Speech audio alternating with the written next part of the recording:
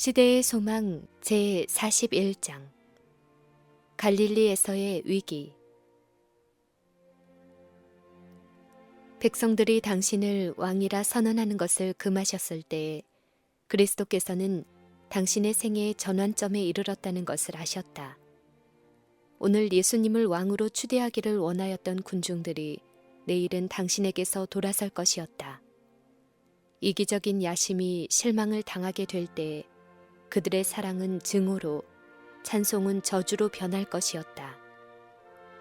이것을 알면서도 그분께서는 위기를 피할 어떤 조치를 강구하지 않으셨다. 그분께서는 처음부터 당신을 따르는 자들에게 어떤 세상적 보수를 바라지 말라고 하셨다. 제자가 되기를 원하여 나왔던 자에게 그분께서는 여우도 굴이 있고 공중의 새도 거처가 있으되 오직 인자는 머리 둘 곳이 없다라고 말씀하셨다. 만일 사람들이 그리스도와 함께 세상을 섬길 수 있다면 군중들은 그분께 충성을 바쳤을 것이다. 그러나 그분께서는 그와 같은 봉사를 받으실 수 없었다. 그리스도와 관계를 맺은 자들 가운데는 세상적 나라에 대한 희망에서 이끌렸던 자들이 많이 있었다. 이런 자들은 잘못을 깨닫지 않으면 안 되었다. 보리떡의 이적에서 가르치신 깊은 영적 교훈은 이해되지 못하였다. 이 교훈은 명백히 드러나야 하였다. 그런데 이 새로운 계시는 그것과 함께 더 심한 시험을 가져올 것이었다. 보리떡의 이적에 대한 소식은 원근에 퍼져서 다음 날 아침 일찍부터 사람들은 예수님을 보기 위하여 벳세다로 모여들었다. 무수한 사람들이 육로로 혹은 바다를 건너 찾아왔다. 전날 밤에 예수님을 떠나갔던 사람들은 아직도 그곳에서 예수님을 뵙게 될 것을 기대하면서 돌아왔다. 왜냐하면 거기에는 예수님을 건너편으로 실어다 줄 수 있는 배가 하나도 없었기 때문이다. 그들은 찾아보았으나 헛수고였다. 많은 사람들이 여전히 예수님을 찾으면서 가버나움으로 돌아갔다. 그동안 그분께서는 불과 하루 만에 게네사렛으로 돌아오셨다. 그분께서 상륙하셨다는 소식이 알려지자 사람들은 온 지방으로 달려 돌아다니며 예수께서 어디 계시단 말을 듣는 대로 병든 자를 침상채로 메고 나왔다. 잠시 후에 예수께서는 회당에 가셨는데 벳세다에서 온 자들이 거기서 그분을 발견하였다. 그들은 제자들에게서 그분이 어떻게 바다를 건너셨는지를 들었다. 경노한 폭풍, 역풍을 거스려 여러 시간을 소용없이 노를 저었던 일, 물 위를 걸어오시던 그리스도의 모습, 그리하여 겁내던 일, 그분의 안심시키는 말씀, 베드로의 모험과 그 결과, 태풍이 갑자기 잠잠해지던 일과 배가 무태 닿던 일 등이 궁금히 여기는 군중들에게 자세하게 설명되었다. 그러나 많은 사람들은 그것에 만족하지 않고 예수님의 주위에 모여서 랍비여, 어느 때에 여기 오셨나이까 하고 물었다. 그들은 그분 자신의 입을 통하여 이적에 대해 더욱 자상한 설명을 듣고자 하였다. 예수께서는 그들의 호기심을 만족시켜 주지 않으셨다.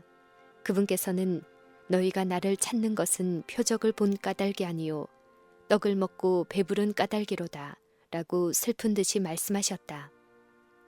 그들은 무슨 가치 있는 동기에서 그분을 찾은 것이 아니라 떡을 얻어먹고 배가 부르기 때문에 그분께 붙음으로써 현세의 이익을 좀 더 얻기를 바랐던 것이다. 구주께서는 그들에게 썩는 양식을 위하여 일하지 말고 영생하도록 있는 양식을 위하여 일하라고 분부하셨다. 단지 물질적인 유익만을 구하지 말라. 금생을 위하여 준비하는 것을 주된 노력으로 삼지 말고 영적 양식, 곧 영생하도록 있는 그 지혜 얻기를 힘쓰라. 하나님의 아들만이 이것을 주실 수 있으니 인자는 아버지 하나님의 인치신 자이기 때문이다. 잠깐 동안 청중들의 관심이 일깨워졌다. 그들은 우리가 어떻게 하여야 하나님의 일을 하오리까 하고 부르짖었다. 그들은 하나님의 마음에 들기 위하여 많은 괴로운 일들을 실행하여 왔다. 그들은 더 큰 공로를 얻을 수 있는 새로운 계율이 있다면 무엇이든지 듣고자 하였다. 그들의 질문의 뜻은 곧 우리가 하늘에 들어가려면 무엇을 행할까요? 영생을 얻으려면 우리는 어떤 값을 치러야 합니까? 하는 것이었다. 예수께서 대답하여 가라사대 하나님의 보내신 자를 믿는 것이 하나님의 일이니라 하시었다. 하늘의 값은 예수시다. 하늘에 들어가는 길은 세상 죄를 지고 가는 하나님의 어린 양을 믿는 믿음으로 말미암아서이다. 그러나 사람들은 이 하늘 진리의 말씀을 받아들이기로 선택하지 않았다. 예수께서는 메시아가 행하리라고 예언된 바로 그 사업을 행하셨으나 그들의 이기적인 야심이 상상하던 그런 메시아의 사업을 목격하지는 못하였다. 사실 그리스도께서는 무리들을 보리떡으로 단 한 번 먹이셨으나 모세의 시대에는 이스라엘이 40년간이나 만나로 공급을 받았으므로 그들은 메시아에게서 더욱 큰 축복을 기대하였던 것이다. 그들의 불만스러운 마음은 저희가 목격했던 이적을 예수께서 그렇게 많이 행하실 수 있으신데도 어찌하여 당신의 모든 백성에게 건강과 힘과 재물을 주고 그들을 압제자로부터 해방시키고 능력과 영예를 주어서 그들을 높이실 수 없을까 하고 의심을 품었다. 그분이 하나님의 보내신 자라고 주장하면서도 이스라엘의 왕이 되는 것을 거절하신 사실은 그들이 이해할 수 없는 신비였다. 그분의 거절은 오해되었다. 많은 사람들은 그분 자신이 당신의 사명의 신성한 성격에 대해서 의심하기 때문에 자신의 주장을 감히 역설하지 못하는 것이라고 결론지었다. 이와 같이 그들은 불신을 향해서 마음을 열었으며 사단이 심은 씨는 오해와 배반 가운데서 그와 같은 종류의 열매를 맺었던 것이다. 이제 한 랍비는 반은 조롱조롱 묻기를 그러면 우리로 보고 당신을 믿게 행하시는 표적이 무엇이니까? 하시는 일이 무엇이니까? 기록된 바 하늘에서 저희에게 떡을 주어 먹게 하였다 함과 같이 우리 조상들은 광야에서 만나를 먹었나이다 라고 하였다. 유대인들은 모세를 만나를 준 자로 공경함으로 도구에는 찬양을 돌리고 그 일을 성취하신 하나님은 잊어버렸다. 그들의 조상들은 모세에 대하여 불평하고 그의 거룩한 사명을 의심하고 부인하였다. 이제 동일한 정신으로 그 후손들은 하나님의 기별을 그들에게 전하신 분을 거절하였다. 예수께서는 내가 진실로 너희에게 이르노니 하늘에서 내린 떡은 모세가 준 것이 아니라고 말씀하셨다. 만나를 주신 분께서 그들 가운데 서 계셨다. 히브리인들을 광야 가운데서 인도하고 하늘에서 내리는 떡으로 날마다 그들을 먹이신 분은 바로 그리스도 자신이셨다. 그 양식은 하늘에서 온 참떡의 한 표상이었다. 참된 만나는 하나님의 무한한 충만에서 흘러나오는 생명력을 주는 성령이시다. 예수께서는 하나님의 떡은 하늘에서 내려 세상에서 생명을 주는 것이니라고 말씀하셨다. 그분의 말씀을 듣는 무리 중 어떤 자는 여전히 예수께서 세상의 양식에 대해서 언급하시는 줄로 생각하고 주여 이 떡을 항상 우리에게 주소서 하고 부르짖었다. 그때 예수께서는 내가 곧 생명의 떡이라고 명백히 말씀하셨다. 그리스도께서 사용하신 표상은 유대인들이 잘 아는 것이었다. 모세는 성령의 감동을 받아 사람이 떡으로만 사는 것이 아니요 여호와의 입에서 나오는 모든 말씀으로 사는 것이라고 말하였다. 예레미야 선지자도 내가 주의 말씀을 얻어먹었사오니 주의 말씀은 내게 기쁨과 내 마음의 즐거움이라고 기록하였다. 랍비들도 떡을 먹는다는 것은 영적 의미로 율법을 연구하고 선행을 실천하는 것이라는 말을 하고 있었으며 메시아가 오시면 이스라엘을 다 먹여주실 것이라고 흔히 말하고 있었다. 선지자들의 가르침은 보리떡의 이적 가운데 있는 깊은 영적 교훈을 명백히 하였다. 그리스도께서는 회당에서 이 교훈을 당신의 말씀을 듣는 자들에게 공개하려고 힘쓰셨다. 그들이 만일 성경을 이해했더라면 예수께서 내가 곧 생명의 떡이라고 말씀하셨을 때 그 뜻을 이해하였을 것이다. 바로 그 전날에 기진하고 피곤하였던 큰 무리는 그분께서 주신 떡을 먹었던 것이다. 저희가 그 떡을 먹음으로 육체적인 힘과 원기를 회복하였던 것처럼 그리스도에게서 영생에 이르는 영적 힘도 얻을 수 있었을 것이다. 내게 오는 자는 결코 줄이지 아니할 터요. 나를 믿는 자는 영원히 목마르지 아니하리라고 그분께서는 말씀하셨다. 그러나 너희는 나를 보고도 믿지 아니하는도다 라고 부언하셨다. 그들은 성령의 증거와 그들의 심령에 나타난 하나님의 계시를 통하여 그리스도를 보았다. 그분의 능력에 대한 산 증거가 날마다 그들 앞에 나타났건만 그들은 여전히 다른 표적을 요구하였다. 서로 표적을 준다 할지라도 그들은 이전과 다름없이 여전히 믿지 않을 것이었다. 그들이 이미 보고 들은 것으로도 확신하지 않는다면 더 기이한 이적을 보일지라도 그것은 소용없는 일일 것이다. 불신은 언제든지 의심에 대한 변명을 찾을 것이며 가장 확실한 증거라도 논박할 것이다. 그리스도께서는 다시 이 완고한 심령에 호소하셨다.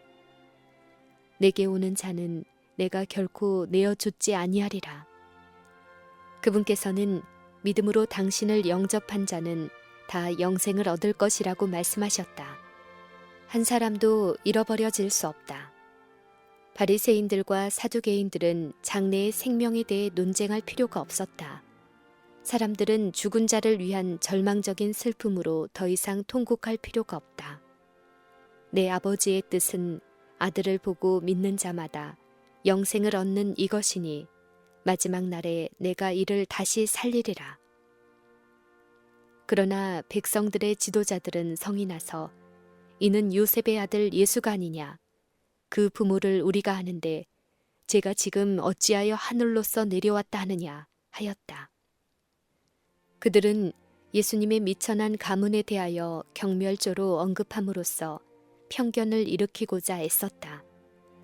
그들은 그분의 생애에 대하여 갈릴리의 노동자요, 그분의 가족은 가난하고 천한 사람들이라고 모욕적으로 언급하였다.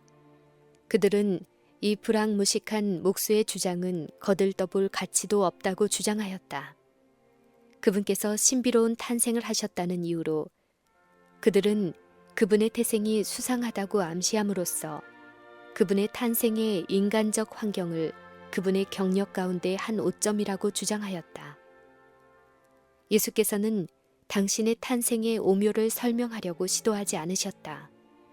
그분께서는 바다를 건너시던 것에 관한 질문에 아무 대답도 하지 않으셨던 것처럼 당신이 하늘에서 내려오신 것에 대한 질문에도 아무런 대답을 하지 않으셨다.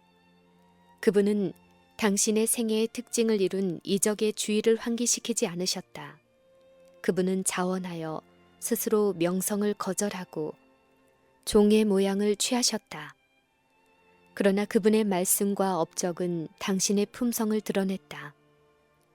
거룩한 빛에 마음을 연 자는 모두 그분이 아버지의 독생자로서 은혜와 진리가 충만하심을 깨달았다. 바리새인들의 편견은 저희의 질문이 나타낸 것 이상으로 뿌리가 깊었다. 그 편견은 저희 마음에 강팍함에 그 뿌리가 있었다. 예수께서 하시는 모든 말씀과 행동은 그들의 마음에 반항심을 일으켰는데 그 이유는 그들이 품고 있던 정신이 그분의 정신과 조화를 이룰 수 없었기 때문이다. 나를 보내신 아버지께서 이끌지 아니하면 아무라도 내게 올 수 없으니 오는 그를 내가 마지막 날에 다시 살리리라. 선지자의 글에 저희가 다 하나님의 가르치심을 받으리라고 기록되었은즉 아버지께 듣고 배운 사람마다 내게로 오느니라. 아버지의 사랑에 이끄심에 응답하는 자들 외에는 아무도 그리스도께 나올 수 없을 것이다. 그러나 하나님께서는 모든 마음들을 당신께로 이끌고 계심으로 그분의 이끄심에 저항하는 자들만이 그리스도께 나오기를 거절할 것이다. 저희가 다 하나님의 가르치심을 받으리라는 말씀에서 예수께서는 내 모든 자녀는 여호와의 교훈을 받을 것이니 내 자녀는 크게 평강할 것이라는 이사야의 예언을 언급하셨다. 유대인들은 이 성경 말씀을 자신들에게 적용하였다. 하나님이 그들의 교사였다는 것은 그들의 자랑거리였다. 그러나 예수께서는 이 주장이 얼마나 헛된 것임을 보이셨으니 아버지께 듣고 배운 사람마다 내게로 오느니라고 말씀하셨다. 그리스도를 통하여서만 아버지에 대한 지식을 얻을 수 있었다. 인류는 그분의 영광의 계시를 감당할 수 없었다. 하나님께 배운 자들은 그분의 아들의 음성에 귀를 기울여 왔으며 그들은 나사렛 예수님에게서 자연과 계시를 통하여 아버지를 선포하신 그분을 인식할 것이었다. 진실로 진실로 너희에게 이르노니 믿는 자는 영생을 가졌다. 이 말씀을 들었던 사랑하는 요한을 통하여 성령께서는 교회에 이렇게 선언하셨다. 증거는 이것이니 하나님이 우리에게 영생을 주신 것과 이 생명이 그의 아들 안에 있는 그것이니라. 아들이 있는 자에게는 생명이 있다. 또 예수께서는 그를 내가 마지막 날에 다시 살리리라고 말씀하셨다. 그리스도께서 우리와 한 육체가 되신 것은 우리가 그분과 더불어 한 마음이 되게 하기 위함이었다. 우리가 무덤에서 나오게 되는 것은 이러한 결합으로 말미암는 것이니 이는 단지 그리스도의 능력에 나타난 뿐만 아니라 믿음으로 말미암아 그분의 생명이 우리의 것이 되었기 때문이다. 그리스도를 그 진정한 품성 그대로 보고 마음에 받아들이는 자들은 영생을 얻는다. 그리스도께서 우리 안에 사시는 것은 성령을 통해서이며 믿음으로 마음에 하나님의 성령을 받아들이는 것이 영생의 시작이 된다. 사람들은 그리스도께 그들의 조상들이 광야에서 먹은 만나를 가리키면서 마치 그 양식의 공급이 예수께서 행하신 이적보다 더 큰 이적이나 되는 것처럼 말하였다. 그러나 그분께서는 당신이 오셔서 주고자 하는 축복에 비교해 볼 때에 그 선물이 얼마나 보잘것없는지를 보여주셨다. 만나는 세상에서의 생존을 보장할 수 있을 뿐 사망의 접근을 방지하거나 죽지 않음을 보증하지는 못한다. 그러나 하늘의 떡은 영생에 이르도록 영혼에게 자양분을 공급할 것이다. 구주께서는 내가 곧 생명의 떡이로다. 너희 조상들은 광야에서 만나를 먹었어도 죽었거니와 이는 하늘로서 내려오는 떡이니 사람으로 하여금 먹고 죽지 아니하게 하는 것이니라. 나는 하늘로서 내려온 산떡이니 사람이 이 떡을 먹으면 영생하리라고 말씀하셨다.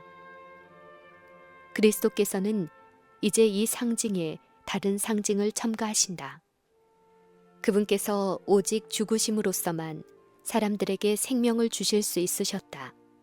다음 말씀에서 그분은 당신의 죽음을 구원의 방편으로 지적하신다.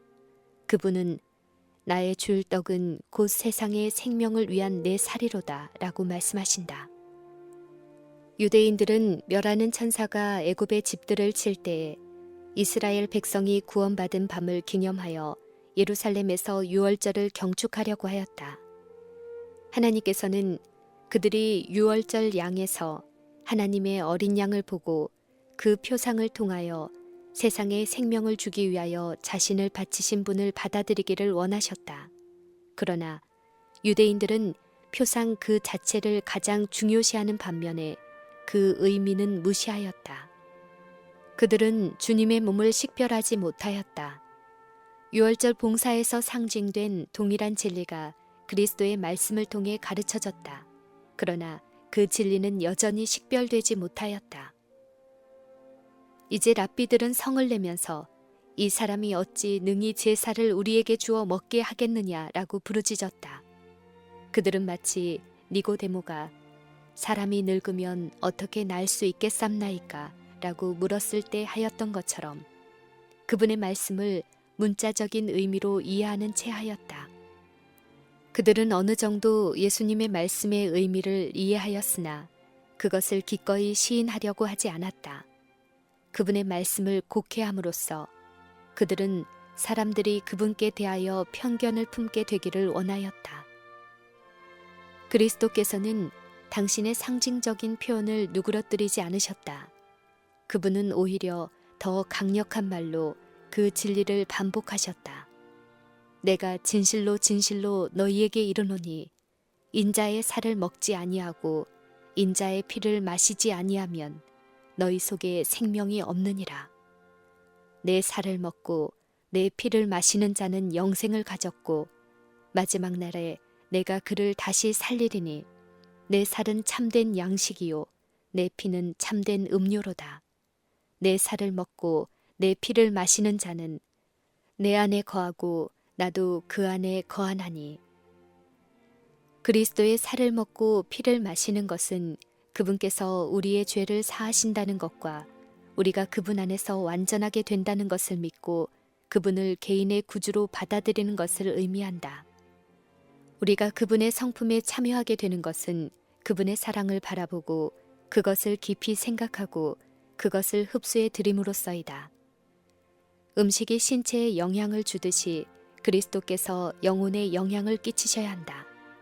음식은 우리가 그것을 먹지 않는 한, 그것이 우리 신체의 일부가 되지 않는 한 우리에게 아무런 유익이 될 수 없다. 그와 같이 우리가 그리스도를 개인의 구주로 알지 않는다면 그분은 우리에게 아무런 가치가 없다. 이론적 지식은 우리에게 아무 유익도 주지 못한다. 그분을 먹고 그분을 마음에 받아들여 그분의 생명이 우리의 생명이 되게 해야 한다. 그분의 사랑과 그분의 은혜가 우리의 생애에 동화되어야 한다. 그러나 이런 상징까지라도 신자가 그리스도와의 관계에서 갖는 특권을 나타낼 수 없다. 예수께서는 살아계신 아버지께서 나를 보내심에 내가 아버지로 인하여 사는 것 같이 나를 먹는 그 사람도 나로 인하여 살리라고 말씀하셨다. 하나님의 아들께서 아버지를 믿는 믿음으로 사신 것처럼 우리도 그리스도를 믿는 믿음으로 살아야 한다. 예수께서는 자신을 하나님의 뜻에 완전히 내어 맡기셨으므로 그분의 생애에는 아버지만 나타나셨다. 모든 일에 우리와 한결같이 시험을 받으셨지만 그분은 당신을 에워싼 악에 의해 더럽힘을 받지 않고 세상 앞에 서셨다. 이와 같이 우리도 그리스도께서 이기신 것처럼 이겨야 한다. 그대는 그리스도를 따르는 자인가? 그렇다면 영적 생애에 관하여 쓰인 모든 기록은 그대를 위하여 기록된 것이며 그대 자신을 예수께 연합시킴으로써 얻을 수 있을 것이다. 그대의 열성은 시들어지고 그대의 처음 사랑은 식어가는가? 그리스도께서 주시는 사랑을 다시 받아들여라. 그분의 살을 먹고 그분의 피를 마셔라. 그리하면 그대는 아버지와 아들과 더불어 하나가 될 것이다. 불신하는 유대인들은 구주의 말씀 가운데서 문자적인 의미 이외에 다른 뜻을 보려고 하지 않았다. 의문의 율법상 피를 먹는 것은 금지되어 있으므로 그들은 이제 그리스도의 말씀을 신성을 모독하는 말로 해석하고 저희끼리 이에 대해서 논란하였다. 심지어 대부분의 제자들까지도 이 말씀은 어렵도다. 누가 들을 수 있느냐라고 말하였다. 구주께서는 그들에게 대답하면서 이 말이 너희에게 걸림이 되느냐? 그러면 너희가 인자의 이전 있던 곳으로 올라가는 것을 볼 것 같으면 어찌 하려느냐? 살리는 것은 영이니 육은 무익하니라. 내가 너희에게 이른 말이 영이요 생명이라고 말씀하셨다. 세상에 생명을 주는 그리스도의 생명은 그분의 말씀 가운데 있다. 예수께서 질병을 고치고 사기를 내어 쫓으신 것은 당신의 말씀으로 하신 것이었다. 그분은 말씀으로 바다를 잔잔케 하고 죽은 자를 일으키셨으므로 사람들은 그분의 말씀에 능력이 있음을 증언하였다. 구약의 모든 선지자와 교사들을 통하여 말한 것처럼 그분은 하나님의 말씀을 이야기하셨다. 온 성경은 그리스도를 나타낸 것이므로 구주께서는 당신을 따르는 자들의 믿음을 말씀 위에 고정시키기를 원하셨다. 그분의 눈에 보이던 임재가 거두어질 때 그 말씀은 그들의 능력의 원천이 되지 않으면 안 되었다. 그들의 주님처럼 그들도 하나님의 입으로 나오는 모든 말씀으로 살 것이었다. 우리의 육체의 생명이 음식으로 유지되는 것처럼 우리의 영적 생명도 하나님의 말씀으로 유지된다. 그리고 모든 영혼은 자신을 위하여 하나님의 말씀으로부터 생명을 얻어야 한다. 자양분을 위하여 스스로 먹지 않으면 안 되는 것처럼 우리도 그 말씀을 우리 자신을 위하여 받지 않으면 안 된다. 우리는 단지 다른 사람의 지식을 중개로 하여 그것을 얻어서는 안 된다. 우리는 그분의 말씀을 이해하기 위하여 하나님께 성령의 도우심을 구하면서 주의 깊이 성경을 연구해야 한다. 우리는 한 구절을 취하여 하나님께서 우리를 위하여 그 구절 가운데 넣어주신 사상을 확인하는 일에 정신을 집중시켜야 한다. 우리는 그것이 우리 자신의 것이 되어 주께서 말씀하신 바를 알 때까지 깊이 생각해야 한다. 예수께서는 당신의 약속과 경고 가운데서 나를 생각하신다.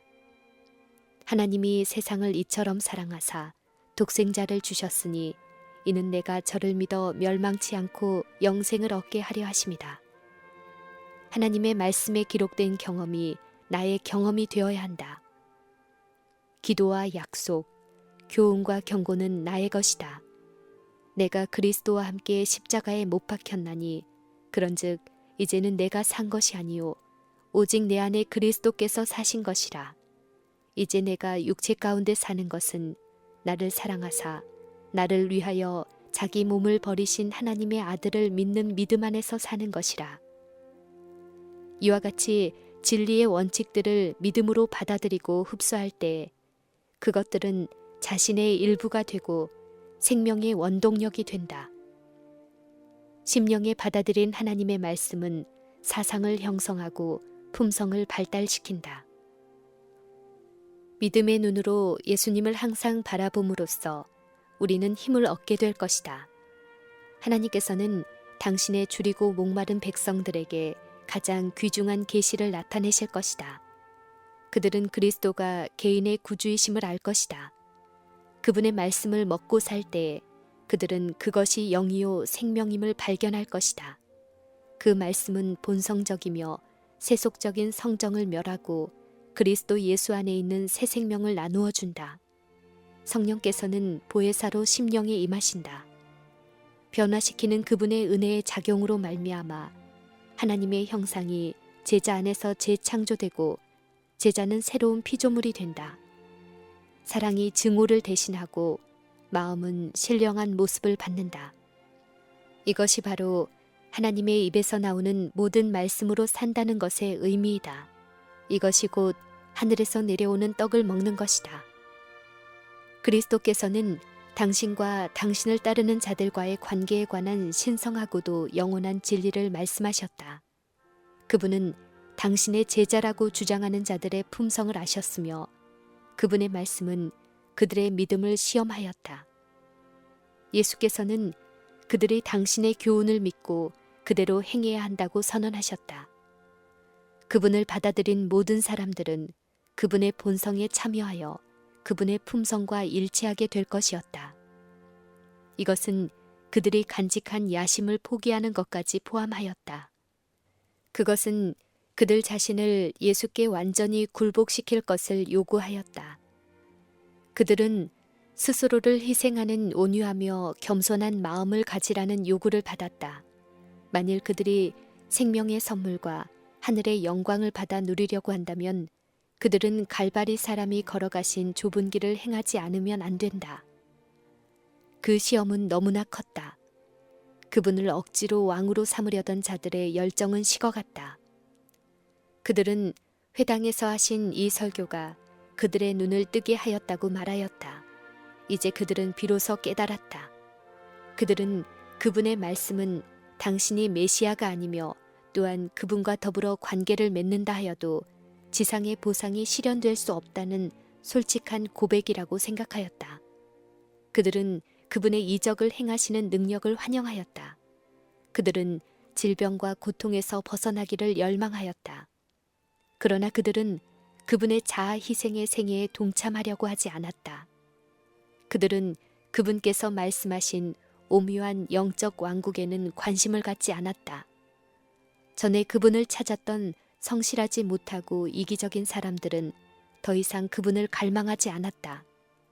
그분께서 만일 당신의 능력과 영향력을 로마로부터 자유를 획득하는 데 바치지 않는다면 그들은 예수님과 아무런 관계도 맺지 않을 것이었다. 예수께서는 너희 중에 믿지 아니하는 자들이 있느니라고 그들에게 명확하게 말씀하시고, 이러함으로 전에 너희에게 말하기를 내 아버지께서 오게 하여 주지 아니하시면 누구든지 내게 올 수 없다 하였노라고 부언하셨다. 만일 그들이 그분께 이끌리지 않는다면 그것은 그들의 마음이 성령을 향하여 열려있지 않았기 때문이라는 것을 그들이 깨닫기를 그분께서는 원하셨다. 육에 속한 사람은 하나님의 성령의 일을 받지 아니하나니 저희에게는 미련하게 보임이요 또 깨닫지도 못하나니 이런 일은 영적으로라야 분별함이니라. 영혼이 예수님의 영광을 보는 것은 믿음으로 되는 것이다. 성령을 통하여 심령에 믿음의 불이 켜지기까지는 이 영광은 감추어져 있다. 불신에 대한 공적인 책망을 받음으로 이 제자들은 한층 더 예수님과 멀어지게 되었다.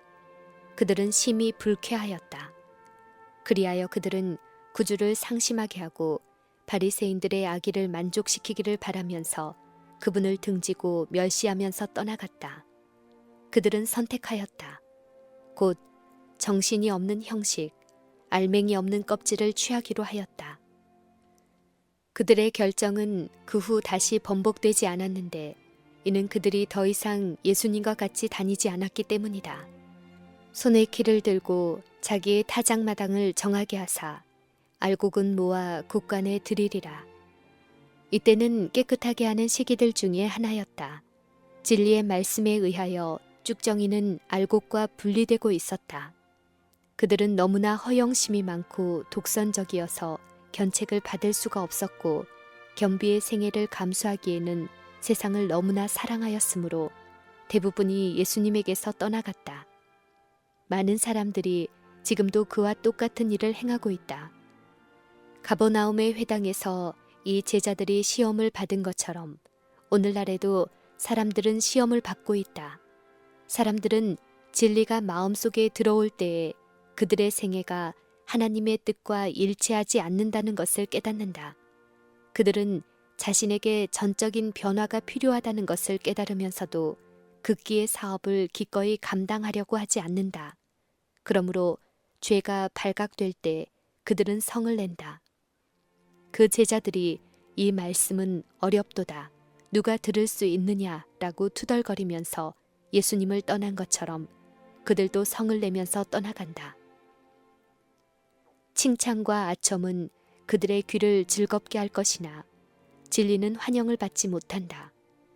그들은 진리를 들을 수 없다. 군중이 따르고 무리들을 먹여주고 또 개선의 함성이 들릴 때는 그들의 음성이 찬양으로 우렁차다. 그러나 하나님의 성령의 살피심이 죄를 드러내고 그들에게 그 죄를 떠나라고 명령할 때 그들은 진리에 등을 돌리고 예수와 더 이상 동행하지 않는다. 이런 불만을 품은 제자들이 그리스도에게서 돌아섰을 때에 한 다른 정신이 그들을 지배하였다. 한때는 그토록 흥미를 느꼈던 그분에게서 그들은 아무런 매력도 찾아볼 수 없었다. 그들은 그분의 원수들을 찾아냈으니 이는 그들이 그 원수들의 정신과 사업에 일치하였기 때문이다. 그들은 그분의 말씀을 그릇 해석하고 그분의 진술을 위증하며 그분의 동기를 비난하였다. 그들은 그분을 대적할 수 있는 재료는 무엇이든지 다 수집함으로써 자신들의 행동을 지지하였다. 이런 거짓 소문으로 말미암아 분노가 크게 격발되어 그분의 생명은 위태롭게 되었다. 나사렛 예수님이 자신은 메시아가 아니라고 고백하였다는 소문이 신속히 퍼졌다. 갈릴리에서의 이와 같은 일반적인 감정의 흐름은 1년 전 유대 지방에서처럼 그분에 대한 반대로 돌아섰다. 이는 이스라엘에게 있어서 지극히 슬픈 일이었다. 그들은 세속적인 권력을 주는 정복자를 원하였으므로 그들의 구주를 거절하였다. 그들은 썩을 양식은 원하였지만 영생하도록 있을 양식은 원치 않았다. 예수께서는 당신의 제자였던 자들이 생명이요 인류의 빛이신 당신에게서 떠나는 것을 안타까운 심정으로 보셨다. 그분의 긍휼하심은 인정을 받지 못하고 사랑은 보답을 받지 못하며 자비는 무시를 당하고 구원은 거절을 당하였다는 자각이 그분의 마음을 형용하기 어려운 슬픔으로 충만하게 하였다. 그분을 슬픔의 사람이 되게 하고 질고를 아는 자가 되게 한 것은 이런 사태들이었다. 예수께서는 당신을 떠나가는 자들을 막으려고 하지 않고 12 제자를 돌아보며 너희도 가려느냐? 라고 말씀하셨다. 베드로는 반문하여 대답하기를 주여 영생의 말씀이 계심에 우리가 뉘게로 가오리까? 라고 하였다.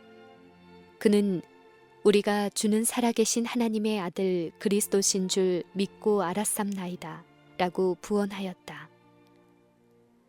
우리가 뉘게로 가오리까? 이스라엘의 교사들은 형식주의의 노예였다. 바리새인들과 사두개인들은 항상 다투었다. 예수님을 떠난다는 것은 율례와 규례를 고집하는 자들과 자신의 영화를 구하는 야심적인 사람들 가운데로 타락하는 것이었다. 제자들은 그리스도를 받아들인 이후에 그들의 모든 이전 생애에서보다 더욱 큰 평화와 기쁨을 발견하였다. 죄인들의 친구이신 분을 조롱하고 핍박하는 자들에게로 어떻게 돌아갈 수 있겠는가? 그들은 오랫동안 메시아를 사모하여 왔다. 이제 그분이 오셨으니 그분의 임재하심에서 떠나서 그분의 생명을 누리며 그분의 제자가 되었다는 이유로 그들을 박해한 자들에게로 돌아갈 수는 없었다. 우리가 뉘게로 가오리까? 그리스도의 가르침과 사랑과 자비의 교훈을 떠나서 불신의 흑암과 사악한 세상으로 돌아갈 수는 없었다. 구주께서 당신의 놀라운 이적을 목도하였던 많은 사람들에게 버림을 받으셨을 때 베드로는 주는 하나님의 거룩하신 자라고 말함으로써 제자된 믿음을 표시하였다. 영혼의 닻을 잃는다는 생각만 하여도 그들의 마음은 공포와 고통으로 가득 찼다. 구주를 잃는다는 것은 캄캄하고 폭풍우 치는 바다에 표류하는 것이나 다름없었다. 예수께서 하신 많은 말씀과 행동은 요한한 인간의 생각에는 이상하게 보일 것이다. 그러나 언행 하나하나에는 우리를 위한 구속 사업에 있어서 명확한 목적이 있었다. 각 언행은 그 결과를 미리 생각하고 행하여진 것이었다. 우리가 만일 그분의 목적을 이해할 수 있다면 그것은 모두 중요하며 완전하고 그분의 사명과 일치함을 볼 수 있을 것이다.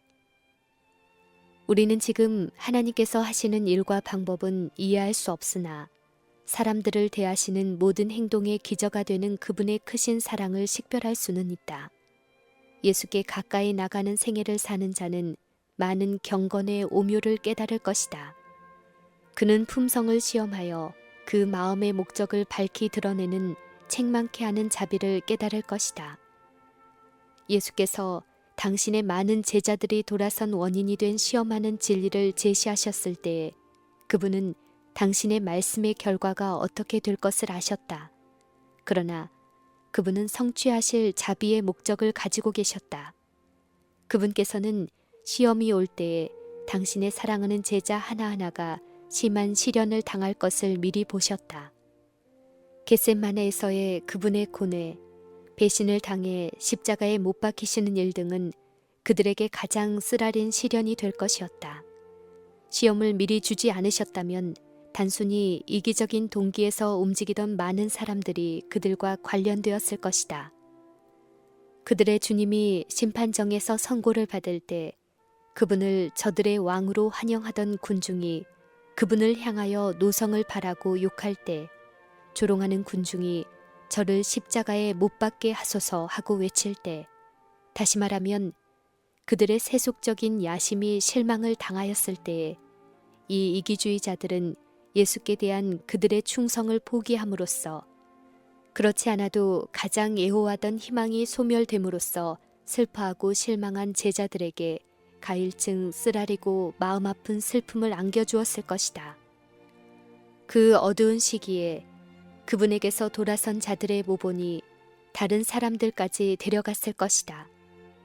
그러나 예수께서는 친히 임재하심으로써 당신의 참된 제자들의 믿음을 여전히 북돋아 줄 수 있을 동안에 이 위기를 일으키셨다. 당신 앞에 기다리고 있는 운명을 다 아신 긍휼이 많으신 구주께서는 제자들을 위하여 길을 고르게 하셨고 그들로 가장 극렬한 시험에 대비하게 하셨으며 마지막 시험을 위하여 그들의 힘을 북돋아 주셨다.